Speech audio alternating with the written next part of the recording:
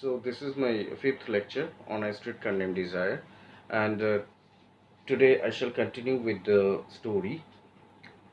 The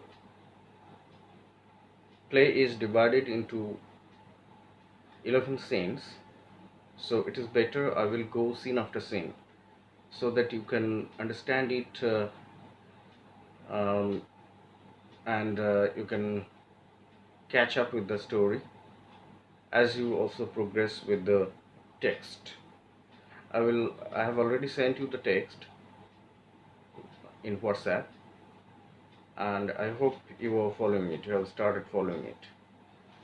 Last day, I was talking about the personality theory.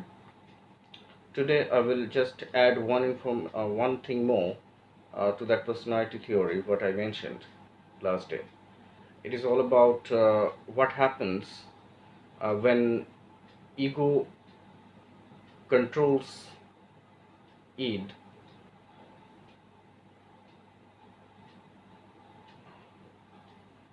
beyond some inexplicable way. I mean to suggest that superego controls ego, and ego in turn controls id. Id always tries to fulfill its desires, fulfill all the wishes, but ego always controls it and tries to repress those which the ego thinks unauthorized and not permitted within a given structure of a society, because superego always instructs ego to follow the social norms in terms of morality, in terms of idealism, etc. Therefore, ego tries to curb the unwanted, unnecessary sort of instinctive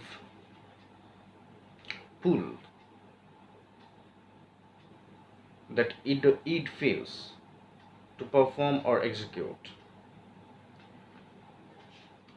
What happens when the instinct of id or the impulsiveness of id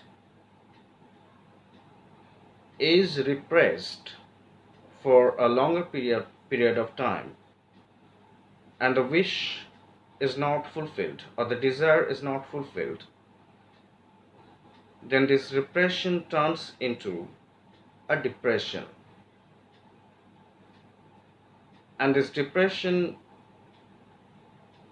causes a distress, sometimes a mental distress. I told you that Blanche is a kind of neurotic patient. She is suffering from mental disorder, and as the play progresses, scene after scene, little by little, the neurosis of Blanche is unfurled progressively.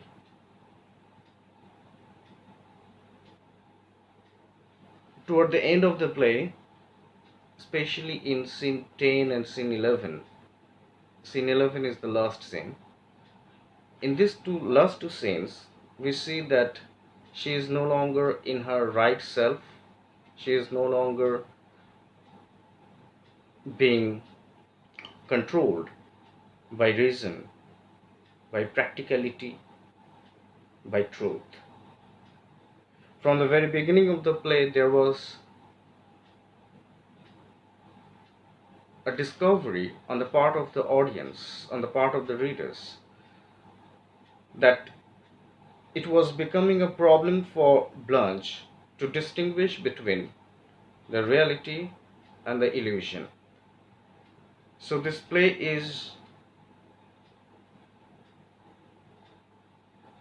mostly dealing with this single theme of duality between the reality and the illusion. If you remember the romantic theory about romanticism itself, one characteristic of romanticism is said to be that the romantics always try to escape the reality. But where do they go by escaping the reality? In the romantic poems of Wordsworth, Shelley, Keats, you'll find that there is an escape into illusion, into a visionary world. But for them it was possible only because they were most realist. They had known the reality and the realism closely. They had known every bit of reality. So it was possible for them to escape the reality and to take refuge in illusion. But in case of Blanche, it was not a romantic escape into the realm of illusion, but it was her inability to bring a balance between what is reality and what this illusion is. She took it a matter of fact that reality is intolerable, so she has to live shrouded within illusion. And once this mindset is discovered in Blanche, to our great surprise, we find that she is no longer in her sense. That means she has turned, into a neurotic patient. She is on the verge of her lunacy. Lunacy means madness. In my previous discussion, I further discussed about Blanche before starting the drama in nutshell. Today, I shall start with other characters in brief. Then I shall move on to the scene-wise details of the story. Okay. So first of all, there comes after Blanche. I should talk about Stella, Stella Kowalski, or previously, Stella Kowalski was previously Stella Dubois, sister of Blanche. As I last mentioned, that Stella is representing ego, so she has a personality which is balanced. Balanced in a sense, she knows what reality is and what illusion is. And since she is representing ego, she knows which side or which way of life to be accepted in order to survive in life. You cannot survive in life living in illusion. So, as we shall see, Stella, a lady, wife of Stanley Kowalski, lives in the realm of reality and practicality. About her life, one or two things or informations which that we come to know from reading of the story. I shall share it beforehand I go to the story in brief.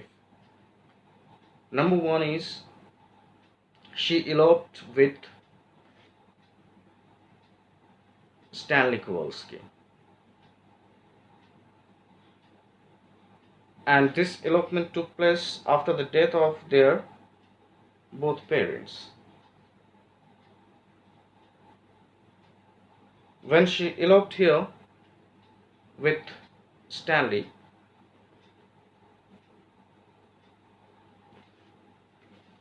she accepted readily the very down and low atmosphere of this New Orleans atmosphere. New Orleans was part of American South, and it has a declined and faded economy that affects the life of every individual living in New Orleans. But Stella still accepted this life for the sake of love, for the sake of wild and brutish love of Stanley. She accepted it. She even never thought of returning back to her previous life, because by heart she knew that there is no life, or there was no life at Belle Reve. She was practical, she was reasonable, she accepted the life in reality and of reality. And the highest example now I shall put forward in front of you is that in the course of the play we see in scene 10 that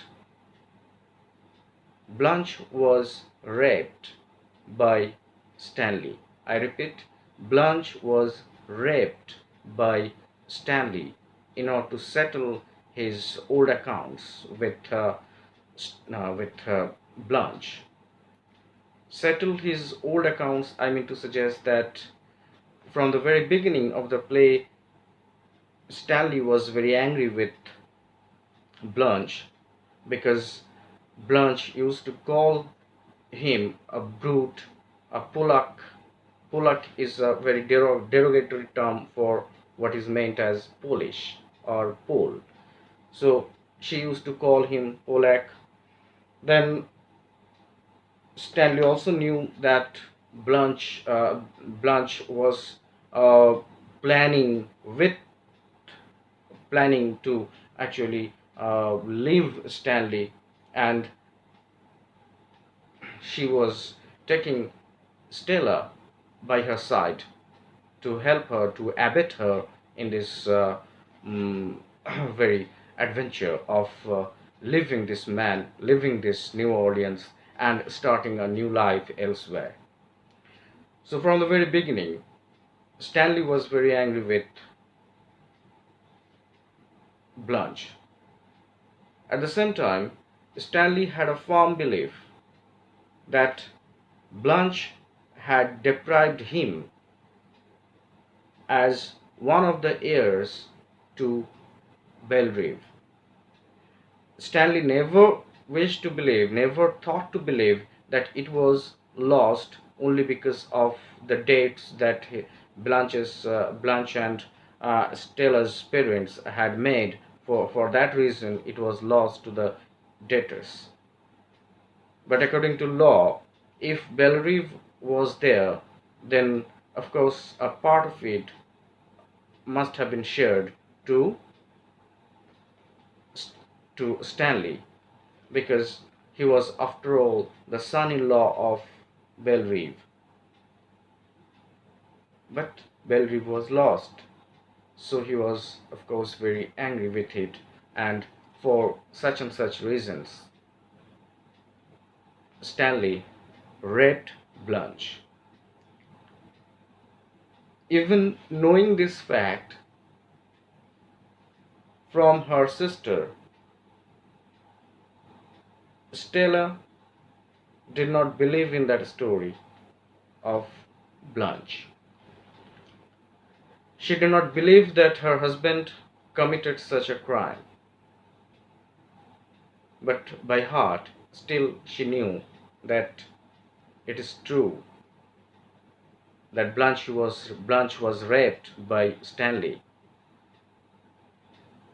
But she took the side of her husband, not the side of Blanche. So this is the practicality. This is the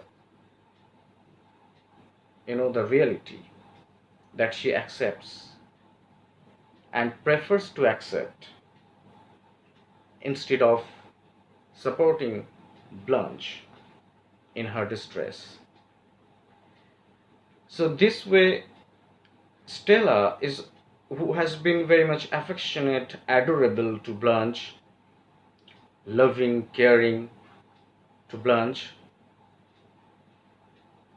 still proved to be one of the factors behind Blanche's distress and Blanche's final committing to a mental asylum. Blanche was taken to a mental asylum at the end of the play. Now I shall talk about Stanley Kowalski.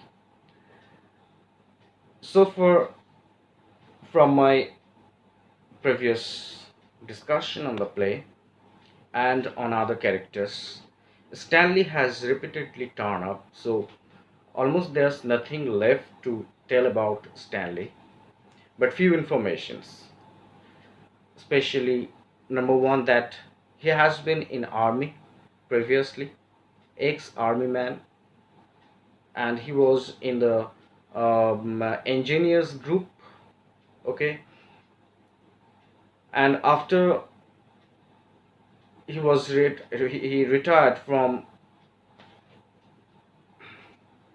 the army service. That means when the war was over, no more army was required, so that was a system of voluntary retirement. So he left army and then he joined as a traveling salesman of an automotive company. He was a salesman of an automotive company. So this is a lower standard of life that Stanley really belongs to, and Stanley has brought Stella in that very lower strata of the society. He was a Polish, in the sense his forefathers were immigrants from Poland. But so far as Stanley is concerned, he thinks himself to be very much uh, an American, and he believes that he is one of the contributors in the making of new America and in the nation's flowering. He has a good contribution. He is maybe he may be, I mean to say, accused of being the only and the sole responsible fellow for the final distress of Blanche. Blanche, who was in search of a vent, a way of life to live the rest of her life by cherishing the desire that she would marry Mitch,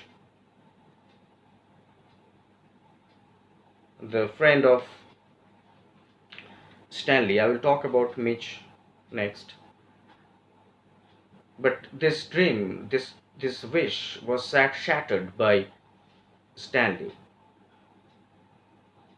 Stanley is the one who brought her the bus ticket to return back to Laurel. But somehow the plan was not effective. So finally he had Stanley had arranged to commit Blanche into the mental asylum. Okay. Next, I will talk about Harold Mitch. He was a close friend of Blanche, and he had been Harold Michel, or shortly to be called Mitch. He had been in service in army also with Stanley, and he is also in the same automotive company where Stanley works. So he is a good friend. He is a friend, and also the partner of the poker game and also the bowling game. So Mitch used to visit Stanley's place often for the poker game, and in one of his visits he met Blanche and fell for her, because Mitch, though aged around 40, is still not married, and he has a mother fixation. He loved his mother very much, and he used to take care of her mother very much. He thought that Blanche could be a good choice for marriage, but once he came to know all about the sordid and uh, painful past of Blanche, I mean to say sordid and very um, kind of vitiated past of Blanche. Thereafter, he decided not to marry Blanche. In Sintain, we see he is quite clandestinely declaring that Blanche is unchaste, unfaithful in some way also, and he cannot marry her. But at the same time, and at the same moment, he was progressing to possess her, or to in fact love her physically. But that was something that Blanche could not permit, and Blanche shouted out, "Fire, fire," so that he gets alarmed and he flees. He goes away. Next two characters are Eunice Howell and Steve Howell. Eunice is the landlady basically, or who owns that upper floor flat, and the uh, flat beneath it was rented by Stella and Stanley. So Eunice Hubble and Steve Hubble. Steve Hubble was the poker partner of Stanley, and Eunice Hubble was a close friend and associate of Stella.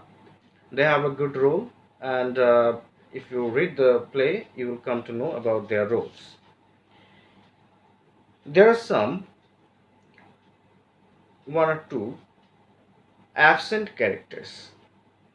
Absent characters in the sense they are too frequently referred to as having some bearings and relevance to other characters and relation to other characters, but they are not present within the play. So they are absent characters. Absent, but still their names are frequently taken up, so they are equally to be treated as characters. One such name is, of course, Alan Gray. Alan Gray, I referred to him already. Alan Gray was that 17-year-old boy when he got when Stella at her sorry Blanche at her 16 got married to Alan. Alan Gray was a poet. There is an epigraph in the very beginning of this play, the epigraph by Hart Crane. I hope you remember the name Hart Crane. I took two names in in any of my previous lecture. One was Hart Crane and another was there was another novelist. I forget the name. Anyway, Hart Crane was the American poet who committed suicide at a very, you know, mm, young age. Hardly he was 20, 22 when Hart Crane committed suicide, but he was a promising poet, and had he lived, Hart Crane could have been perhaps in the literary scenario of American literature. But Hart Crane was a favorite poet of Tennessee Williams. So, four lines of one of his poems was were used as epigraph to this play. Very significantly, Alan Gray was also a poet, and Alan Gray committed suicide. Another significant fact is that Alan Gray was a homosexual, and after the discovery of his homosexual tendency or homosexuality, Alan Gray committed suicide. The significance I mention here is that Hart Crane himself was also a homosexual. And most importantly, Tennessee Williams was also a homosexual. So perhaps for that reason, Tennessee Williams had some sympathy with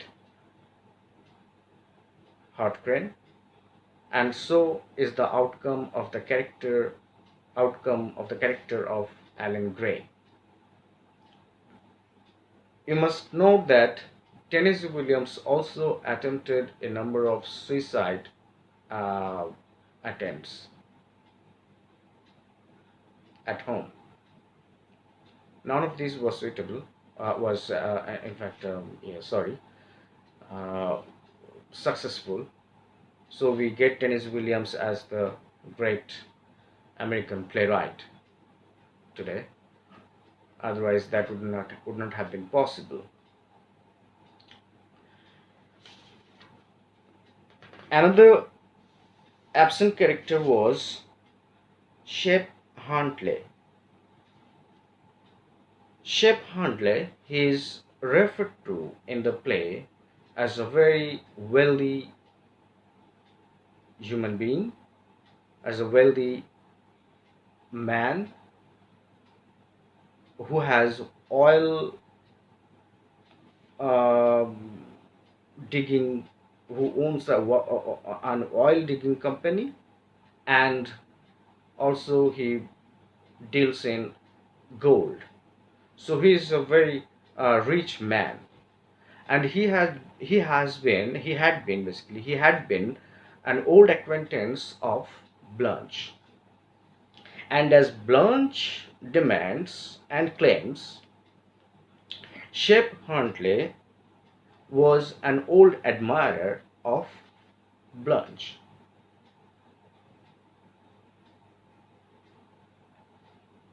But Blanche preferred Alan Gray, not Shep Huntley.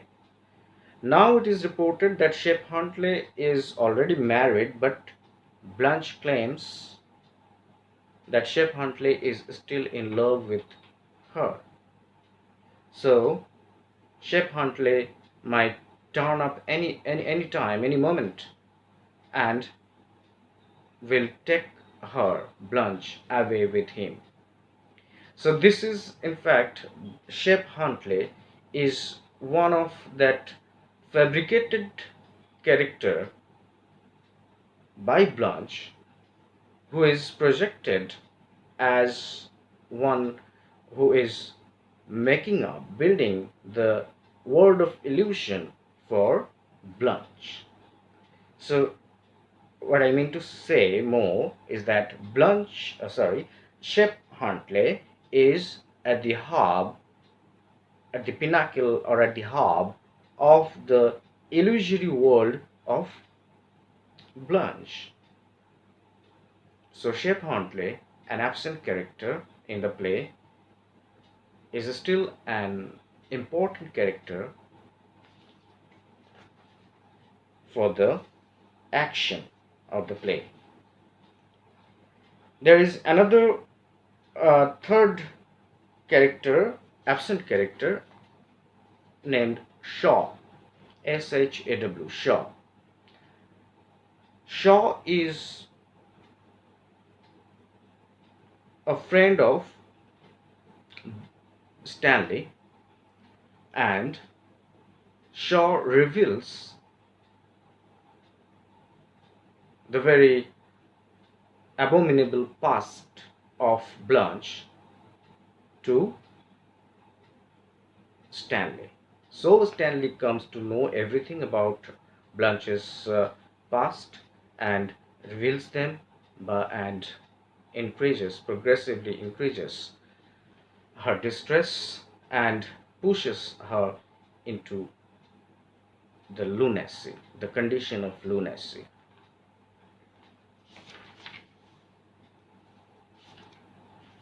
So that's all for this class.